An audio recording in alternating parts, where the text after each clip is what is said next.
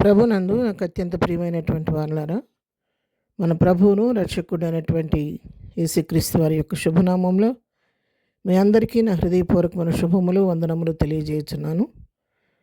ఉదయకాల సమయంలో దేవుని వాక్యాన్ని ధ్యానం చేసుకుందాము.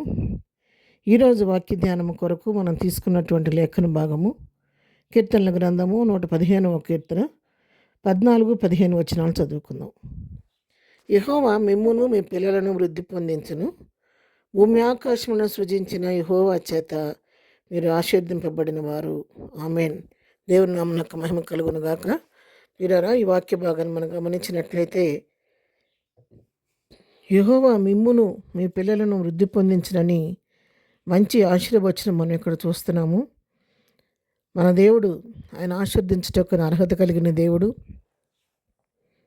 అర్హులైన వారికి తన ఆశీర్వాదం ఇచ్చి వారిని వృద్ధి పొందించే దేవుడు.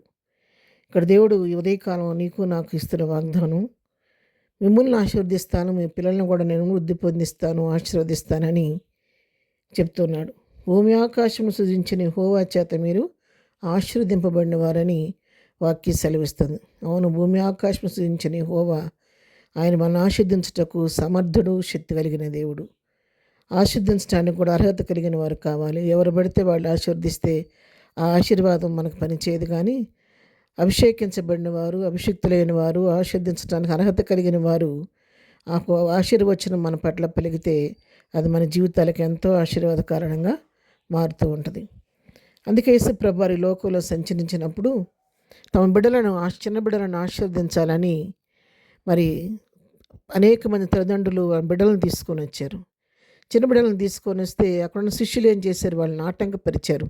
కానీ ప్రభు అన్నాడు కదా, ఈ చిన్న బిడ్డలను ఆటంకపరచకుండా నా యొద్దకు రానియుడి, ఇలాంటి వారిదే పరలోక రాజ్యం అని చెప్పి ఆ బిడ్డలను చేరదీసుకొని వారిని కౌగిలించుకొని ఎత్తుకొని ముద్దు పెట్టుకొని వారిని ఆశీర్వదించాడు. అందుకే పై వచనంలో కూడా మనం చూస్తే 115వ కీర్తన 13వ వచనంలో, పిన్నలనేమి పెద్దలనేమి తన యందు భయభక్తులు గల వారిని యెహోవా ఆశీర్వదించును. వాళ్ళు పిల్లలు అవ్వచ్చు, పెద్దలు అవ్వచ్చు, ఎవరైతే తన యందు భయభక్తులు కలిగి ఉంటారో వారిని దేవుడు ఆశీర్వదించే దేవుడే అన్నాడు.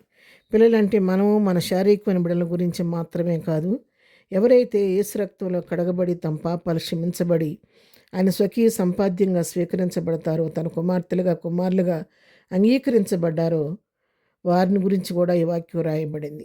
యేసు రక్తంలో కనగబడిన ప్రతి బిడ్డను ప్రభు తన కుమార్తెగా కుమారుడిగా అంగీకరించాడు కాబట్టి వారు కూడా ఆశీర్వాదం పొందడానికి అర్హులని ఇక్కడ వాక్యం మనకు తెలియచేస్తుంది.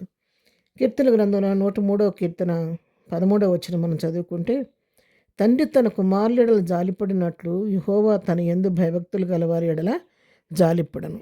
ఒక తండ్రి తన కుమారుని మీద ఎలా జాలిపడుతూ ఉంటాడో, దయ చూపిస్తూ ఉంటాడో, ప్రేమ చూపిస్తూ ఉంటాడో, అలాగే మన దేవుడైన యెహోవా ఎవరైతే తన యందు భయభక్తులు గలవారు కలిగి ఉంటారో వారి ఎడల జాలిపడుతూ, దయ చూపిస్తూ, ప్రేమ చూపిస్తూ ఉంటాడు.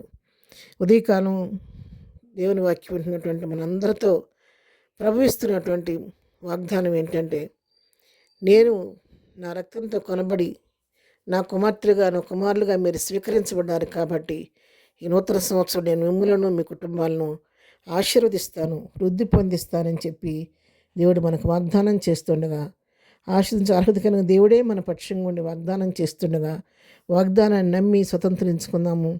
విశ్వాసంతో ప్రభు ఇచ్చే ఆశీర్వాదం కొరకు ఎదురు చూద్దాము. ప్రార్థన. ప్రేమ కలిగిన తండ్రి, పరిశుద్ధుడా, నీ పాదములకు వందనాలు. ఉదయకాలం మాకు ఇచ్చిన శ్రేష్టమైన వాక్య భాగాన్ని బట్టి నీకు వందనాలు. ప్రభువా, మిమ్ములను మీ పిల్లలను వృద్ధి పొందిస్తారని ఆశీర్దిస్తారని చెప్పి మాకు వాగ్దానం చేశారు. మీకు స్తోత్రాలు. ఈ వాగ్దానం ఈ సంవత్సరం మా జీవితాల్లో నెరవేర్చండి. అటు ఆశీర్వాదాన్ని పొందుకోవడానికి కావలసిన యోగ్యత మా జీవితాల్లో కలుగు చేయండి. విశ్వాసంతో నీ కార్యం కొరకు నీ పాద సన్నిధిలో కనిపెట్టే కృప మాకు అందరికీ దయచేయండి. ఉదయకాలం వాక్యమైన బిడ్డలందరినీ దీవించండి, ఆశీర్దించండి. వెళుచున్న మార్గాల్లో నీ కృప తోడుగుంచండి. చేయుచున్న పనిపాట్లలో నీ కాపుదల దయచేయండి. ఈ దినం బర్త్డే, మ్యారేజ్ డే చేసుకున్న బిడ్డలను దీవించండి, ఆశీర్వదించండి. బలహీనంగా ఉన్న వారిని ముట్టండి, స్వస్థపరచండి. ఆరోగ్యాలకు ఉన్న వారికి ఆరోగ్యం దయచేయండి. అసమాధానం వారికి ఉన్న సమాధానం కలుగు చేయండి. ప్రియులైన వారిని కోల్పోయి దుఃఖంలో ఉన్న వారికి ఓదార్పు కలుగు చేయండి. నెమ్మది లేని వారికి నెమ్మది దయచేయండి. ఆయన ప్రతి వారి పట్ల నీ కృప విస్తరింపచేయండి. ఇద్దరు దేవునితో నింపి నడిపించమని యేసునామములో ప్రార్థించి అడిగి పొందుకొని ఉన్నాము తండ్రి. ఆమెన్. ప్రభు కృప సదాకాలం మనందరికీ తోడయుండి నడిపించును గాక. ఆమెన్.